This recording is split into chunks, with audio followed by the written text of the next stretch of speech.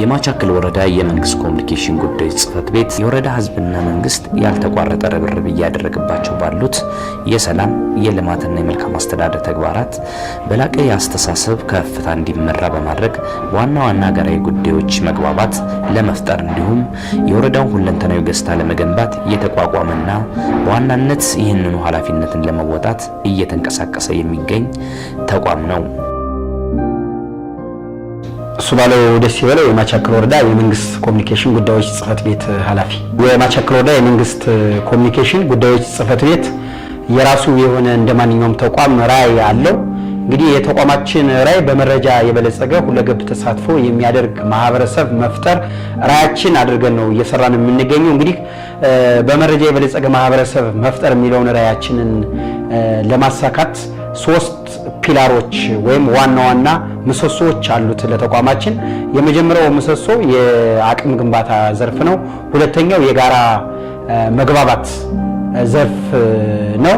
በተለይ በሶስተኛው ደግሞ የገጽታ ግንባታ ዘርፍ ላይ እየሰራ እንገኛለን። እንግዲህ የተቋማችንን ሶስቱን ምሰሶዎች ለማሳካት በተለይ የወረዳችንን ገጽታ በመገንባት የተለያዩ የተቋማችን የሚዲያ አውታሮች በመጠቀም ወረዳውን ገጽታ ለመገንባት እየሰራ እንገኛለን። እንግዲህ በወረዳችን ወደ 6 የሚዲያ አውታሮችን እንጠቀማለን። በመጀመሪያ የምንጠቀመው በተለይ ዓለምን አንድ መንደር እያደረገ የሚገኘውን የዲጂታል ዘርፍ በመጠቀም ላይ እንገኛለን። በዲጂታል ዘርፍ እንግዲህ የማህበራዊ ሚዲያ ዘርፍ በቲክቶክ፣ በትዊተር፣ በዋትስአፕ፣ በቴሌግራም በእነዚህ የሚዲያ አውታሮች ሲደመር በሚኒ ሚዲያና ሲደመር ደግሞ በአካባቢ የሚኒ ሚዲያ አውታሮችን በመጠቀም የወረዳችንን ገጽታ ለመገንባት እየሰራ እንገኛለን። እንግዲህ በሌሎችም በሬዲዮም በቴሌቪዥኑ ዘርፍም በርካታ ስራዎችን እየሰራን እንገኛለን። እነዚህ ስራዎች እንግዲህ ዋና ውጤታቸው የልማትና የመልካም አስተዳደርን ለማስፈን ነው። እነዚህን እየተጠቀምን የምንገኘው በተለይ በወረዳችን የልማትና የመልካም አስተዳደር ስራዎችን ከፍ ለማድረግ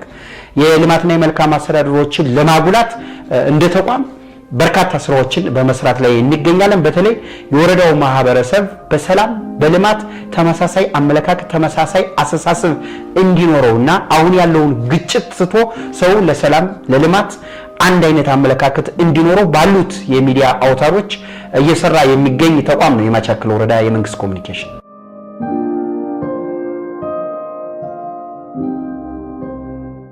እንግዲህ እንደ ማቻከል ወረዳ ወደ 27 አካባቢ የሚደርሱ ተቋማት አሉ።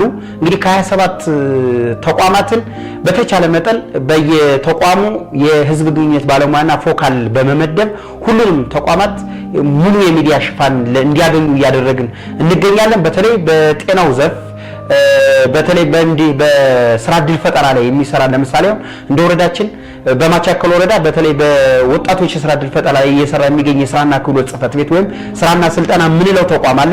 ከሱ ጋር ያሉትን ስራዎችን ሙሉ የሚዲያ ሽፋን እንዲያገኙ ፕሮግራም አውጥተን በወረዳው ያቀርነውን የልማትና የመልካም አስተዳደር ለማስፈን ጥረት እያደረግን እንገኛለን። ስሜ እንዳላማው አጥናፉ ባላለሁ የስራና ክህሎት ጽህፈት ቤት ኃላፊ ነኝ። በዋናነት የኛ ተቋም ስራ አጥን ወጣት ዳቦ እንዲወሉ ማድረግ ነው ዋናው ዓላማችን። ስለዚህ የተቋሙ ዓላማ በተቋማችን ስራ አጥ ወጣትን መጀመሪያ መመዝገብ ነው። ከዛም በኋላ ደግሞ ከመዘገብነው በኋላ ግንዛቤ ፈጠራን ስራ እንሰራለን። ግንዛቤ ከተፈጠረላቸው በኋላ ደግሞ የስራ ዕድል እንፈጥራለን። የስራ ዕድል ከፈጠርን ኢንተርፕራይዝ እናደርጋለን።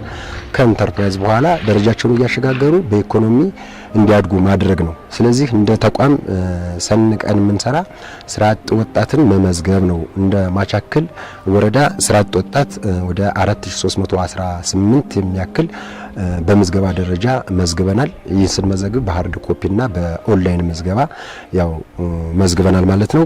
ከዚህ ውስጥ የስራ ዕድል የተፈጠረላቸው በሶስቱም ዘርፎች በአገልግሎት ዘርፍ፣ በኢንዱስትሪ ዘርፍ እና በግብርናው ዘርፍ በሶስቱም ዘርፎች 3504 ያክል ስራ ዕድል ፈጥረናል ማለት ነው። ከዚህ ውስጥ በኢንተርፕራይዝ መስረታ 82 ኢንተርፕራይዝ መስርተናል ማለት ነው። እንግዲህ ከስራ አጥ ምዝገባና እስከ ኢንተርፕራይዝ መስረታ ይሄን ይመስላል ማለት ነው። በዋናነት ደግሞ ያው ወቅቱ ዲጂታላይዜሽን ከመሆኑም ባሻገር በባህረ መዝገብ በርካታ ወጣቶችን መዝገበናል። እነዚህ 4318 የግድ ኦንላይን ላይ መመዝገብ አለባቸው። ስለዚህ ኦንላይን ላይ ስንመዘግብ 1029 ሰው መዝገበናል። እስካሁን ድረስ በጣም ብዙ ችግሮች አሉ። እነዚህን ችግሮች በመቋቋም ወደ 1029 እንትኖችን መዝግበናል። ስንመዘግብ ከነዚህ ውስጥ ወደ 813 ያክሎችን ደግሞ ግንዛቤ ፈጠራ ሰርተናል ማለት ነው። ግንዛቤ ስንፈጥር እዛው ኦንላይን ላይ ነው የምንፈጥር ማለት ነው።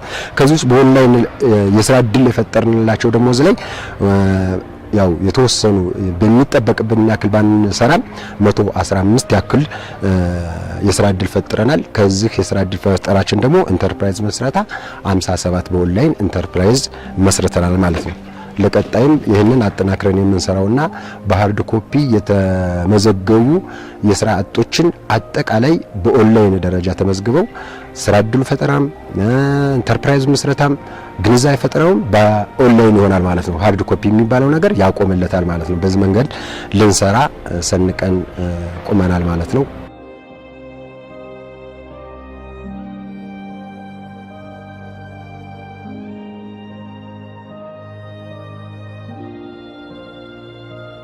ተቋማችን በነገራችን ላይ ከአማራ ማስ ሚዲያ፣ ከኢትዮጵያ ቴሌቪዥን፣ ከፋና ብሮድካስት ኮርፖሬሽን፣ ከዋልታ፣ ከአማራ ኮሙኒኬሽን እንዲሁም ከምስራቅ ጎጃም ዞን ኮሙኒኬሽን ጋር ቀጥታ ግንኙነት ያለው ተቋም ስለሆነ በወሬያችን የሚገኙ ግዙፍ እና የላቀ የልማት ስራ ያለባቸውን ዘርፎች በእነዚህ ሚዲያዎችም እንዲዘገቡ ሽፋን እንዲያገኙ ግንኙነት እያደረግን እየሰራን ነው የምንገኘው።